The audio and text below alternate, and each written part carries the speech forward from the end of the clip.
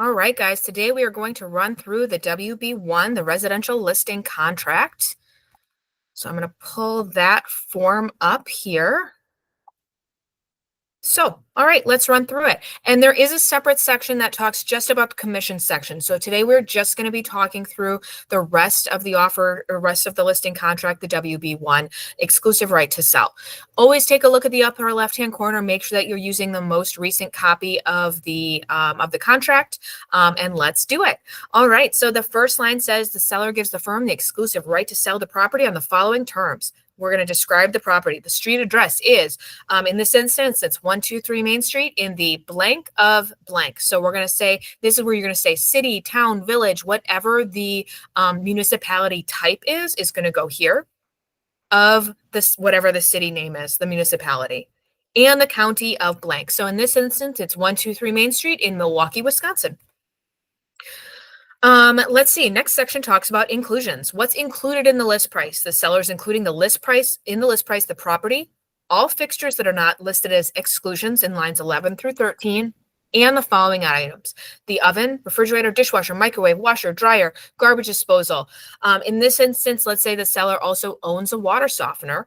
They can include that.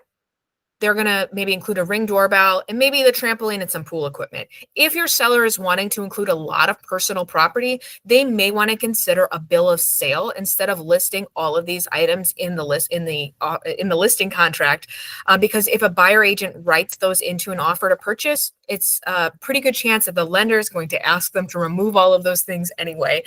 So let's just start it off right with a bill of sale.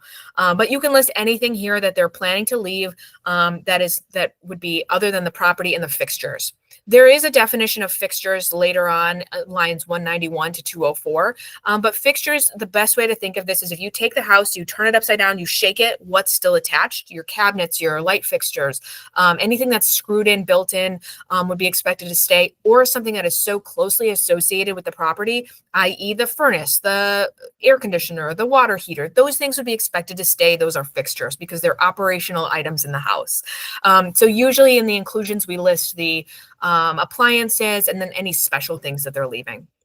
Something like a Ring doorbell is unique because a doorbell is technically a fixture, it's built in, but a Ring doorbell or a Nest doorbell, one of those electronic devices, is kind of also a personal property item. So I usually recommend let's be clear about whether they're leaving it or taking it. Not included in the list price would be the seller's personal belongings, so anything in the house. And then anything that I like to be clear about what we're excluding. So in this instance, there's a refrigerator in the basement that someone is going to exclude. And in this instance, there's an iron curtain that's rented. So if something is a rented piece of equipment in the house, that would still be attached and you can't include it, you can't sell it, but the buyer could choose to take over the lease. So it does say on lines 14 to 15, identify fixtures excluded by seller, which are rented or will continue to be owned by the lessor. The list price, if we type in on line 16, the number, let's say we're listing it for $700,000, it will automatically in zip forms update the price. It'll write it out as numbers in words. Marketing, the seller authorizes and the firm and its agents agree to use reasonable efforts to market the property. The seller agrees that the firm and its agents may market the seller's personal property that's identified on lines 7 to 10, that's the inclusions, during the term of the listing. The marketing may include blank. Some people will do things like list out the things that they may do, open houses, entry into the MLS, just listed postcards, whatever it is that they think, hey, I'm going to do this. I have also seen agents write in standard, Keller Williams marketing procedures, or if you're on a team, maybe you'd say standard level up marketing procedures. That's the name of my team. So whatever it is that you're going to put in here, I would just caution if you're not planning to send out just listed postcards, I would not write that in here. But sometimes people will do things like, digital marketing, inclusion in the MLS, whatever it is they're going to do, they'll write that on there. I do talk later about the commission section of the offer to purchase. That's in another video. So we're just going to kind of like skim through this. So there is a section here on lines 20 to 24. That's an option for including that's including concessions. You can't put those in the MLS that you're advertising concessions. There's a separate video that talks about that. But let's say your seller is going to be offering a home warranty valued at $600. You could put something like that in here as well. A lot of times this is going to be blank. Commission. So this is where you're going to list out the commission for how do you get paid. And so on line 30 right now, I have just the listing agent commission. I have a separate video where I run through options for how are you going to lay out commission in your listing contract. But in this instance, I'm just saying this is the listing agent commission. And then it runs through how commission is earned.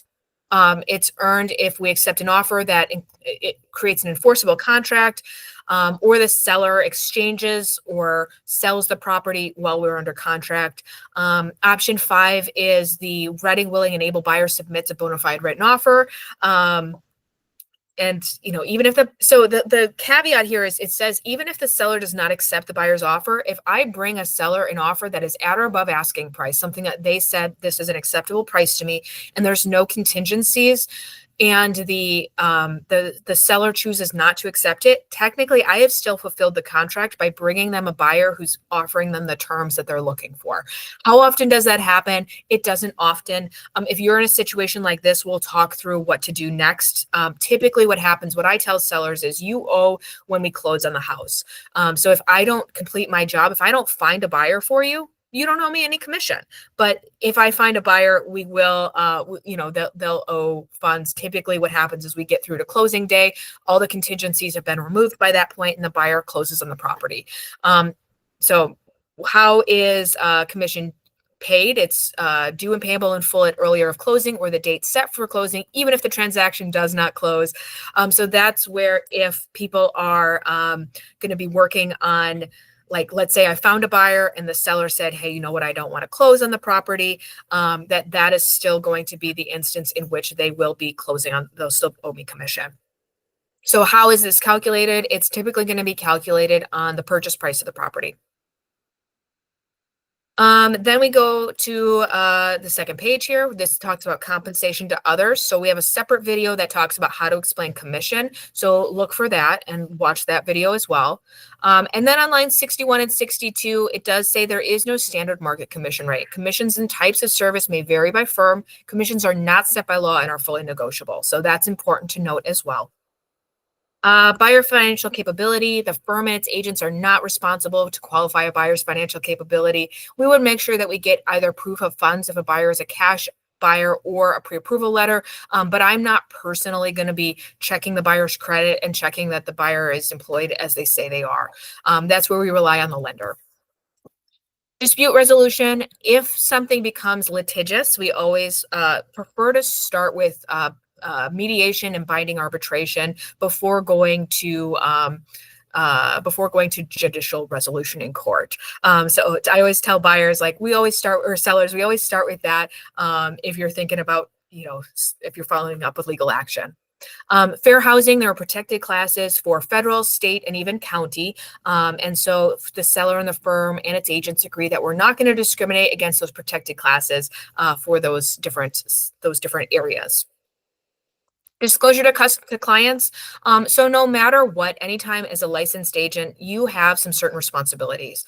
You have the duty to provide brokerage services fairly and honestly, to exercise reasonable care and skill in providing brokerage services, to be able to give accurate market information, to be able to disclose material adverse facts, those are defects about a property, to protect the buyer or seller's confidentiality, to be able to safeguard trust funds like earnest money in a escrow account, and then the duty when negotiating to present proposals in an objective and unbiased manner, and to disclose the advantages and disadvantages of the proposal. On line 91 and 92, it lists some additional duties that happen when you sign a listing contract with a client, that the additional duties that you owe them because they are a client. So that you're going to be able to provide them advice and information, not just the info, but like how should we use this information to their best advantage. So that you'll also provide them with material facts, not just the material adverse facts, but just anything that if you know that they have a dog and they want to be able to fence a yard, you're going to be able to help them figure out if this is a fenceable yard, for example. You know that that's important to them. Is that a defect? If it can't be fenced, no, but it may be important to them. Let's see. We're going to fulfill the firm's obligations and fulfill lawful requests. So if they ask you to write up a contract, you'll write it up. The firm and agents will negotiate on your behalf. So making sure that you are going to be you're going to be there. You will be putting your clients' interests in your mind all the time when you're talking to other parties, and that you're not going to place your interests ahead of your client's interests. So you're always going to be working in their best interest. You are a fiduciary for your seller client, and you're going to make sure that you're helping them hold on to the most money, and you're going to make the transaction go as smoothly as possible for them. Then we've got the section on multiple representation relationships and designated agency. So this means you hang your hat at Keller Williams Realty. So this is the firm that you work for.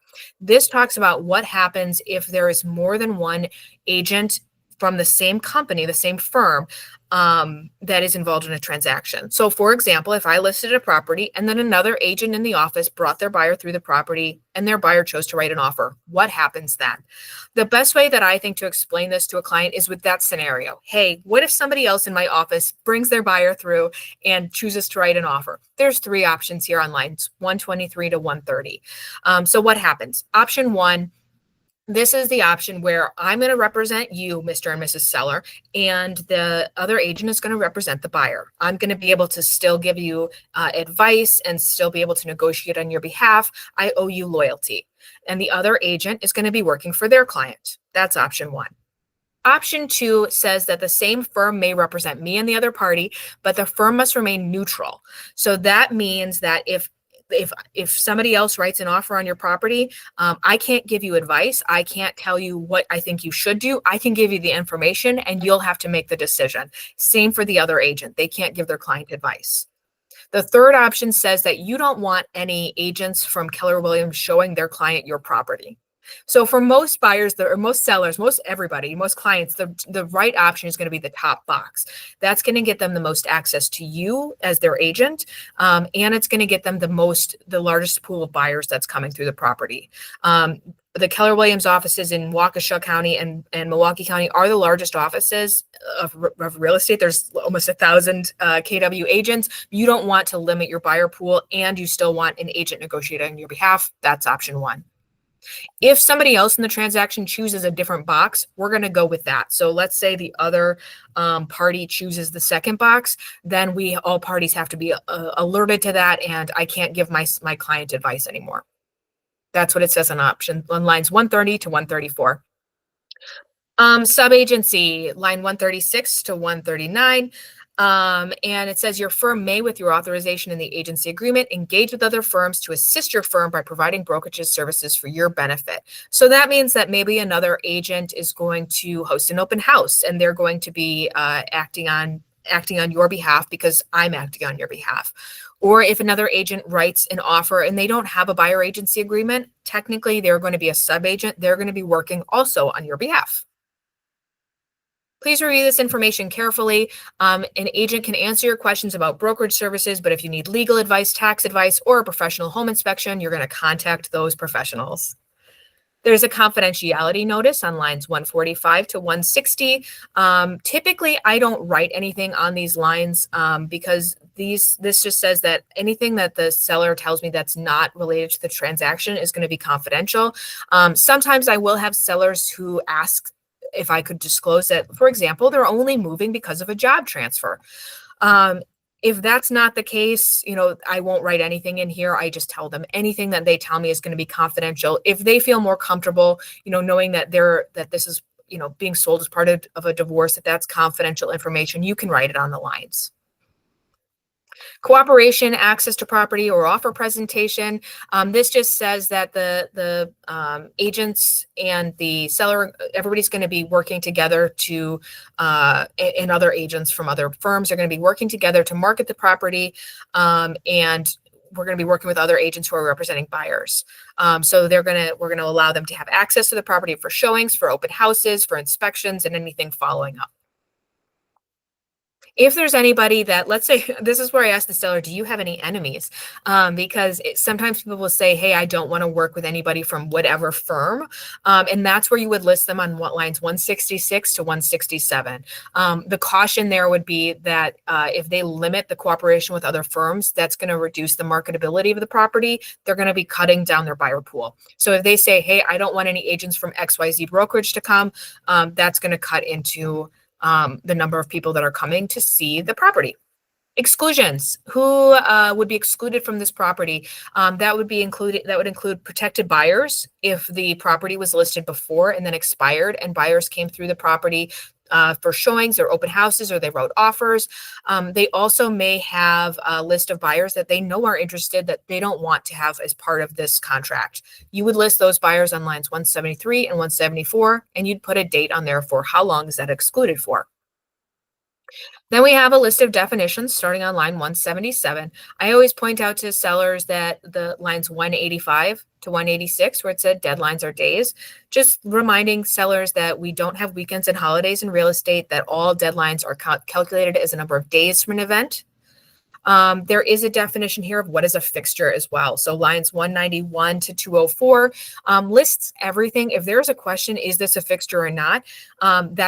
Fixtures include garden bulbs, plants, shrubs and trees, screen and storm doors and windows, electric light fixtures, window shades, curtain and rods, blinds and shutters, water heaters, water softeners, treatment systems, sump pumps. Anything like that is going to be considered to be a fixture in the property. So there's a whole list there. There is a question to, sometimes people will ask like, well, what about a hot tub? And it will be like, well, how is that attached? Typically that's not an inclusion. What about not a fixture? What about a microwave? Is it built in or is it a countertop microwave? So sometimes there's some questions. I would say if you're in doubt and, seller intends to include something, but it's not clearly a fixture, I would suggest listing it as an inclusion or an exclusion to make sure it's clear. Other definitions here, we've got what is a material adverse fact. That would be like a defect with a property. What's a protected buyer? So what happens if somebody has a list from a prior agent?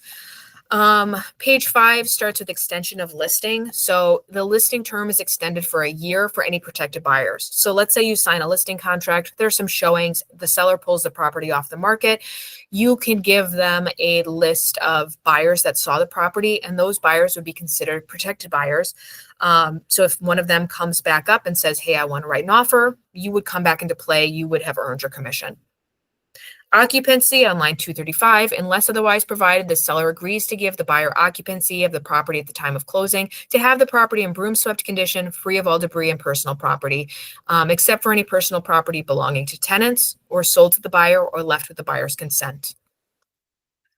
So it doesn't have to be professionally cleaned, but it should be empty, free of refuse, and generally clean. Leased property applies if a property has a current lease that will extend beyond closing.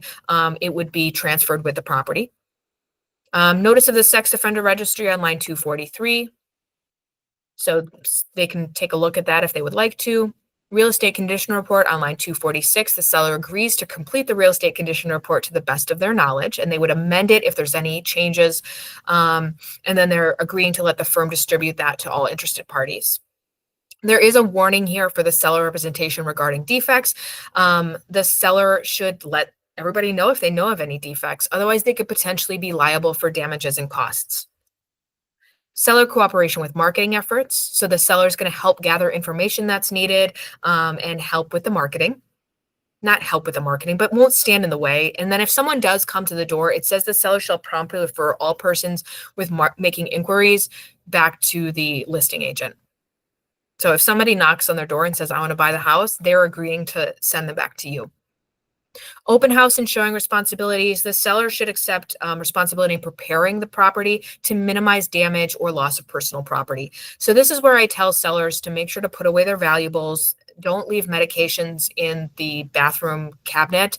Put those into a drawer, because if someone uses the bathroom during an open house, I'm not following them in there. And I just want to make sure that they're not leaving anything valuable in there. Money should be put away. Jewelry should be put away. Any firearms should be locked up as well. Termination of listing. Neither party can unilaterally terminate the agreement, absent a material breach of contract. But if they did want to terminate the listing, they would let us know and we can sign an amendment to change the date. Start of page 6. Earnest money is held in a trust account until closing. Our firm does hold earnest money. And then there is a one-page dispersal form that if the earnest money is not used towards closing, let's say the deal falls apart, how does that get returned and who does it get returned to? Delivery of documents and written notices. This is how the buyer or the seller and the agent communicate with each other. On line 293, personal delivery is always going to be an option. For most people, the other option is going to be on line 307, email. You can choose fax, commercial delivery, or US mail as an option, but email is most common. Additional provisions, you may put something here if, let's say, this is a single party listing contract, only good for a certain buyer. If it's a delayed listing, you would include the separate delayed listing form, and I usually will attach that as an addenda or write something in the additional provisions. But otherwise, there's usually not anything that you write in there. And then the term of the contract. When is it going to go into the MLS? So that doesn't have to be today's date. Today is August 20th. They could sign something today that starts August 25th. They could sign something today that starts January 1st. So we don't have to have today's date be the first day of the contract, even if they're signing it today. And then there's not a standard timeline for a term of a contract. You can do anything from 2 months, 3 months, 6 months is usually what I do. There's a wire fraud warning on the last page. So you can see that I always like to point that out to clients that, hey, if we're wiring funds, we're going to make sure that we're verifying all information. Nothing is going to come from me, their agent. I'm not giving them directions for funds. Signatures from sellers are at the bottom here on lines 356 to 363. This is where the seller signs if they are a human. If the seller is an entity, i.e. an LLC or a business, that you would put them on line 364, and then they would sign on line 366 as the authorized signer. You as the listing agent will sign on the bottom here on line 368. That is the residential listing contract. Not too scary, not too much to fill in, mostly just knowing the dates, the price, and what they're including, and then feeling confident explaining this to a client.